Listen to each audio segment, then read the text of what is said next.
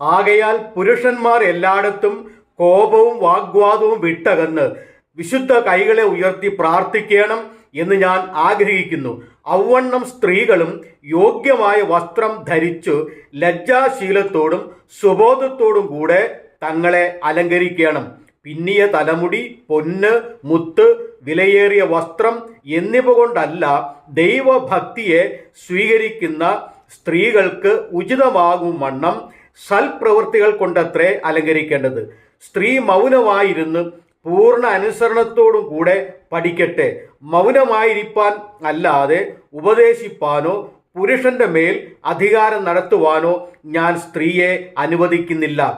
ആദം ആദ്യം നിർമ്മിക്കപ്പെട്ടു, പിന്നെ ഹവ്വ.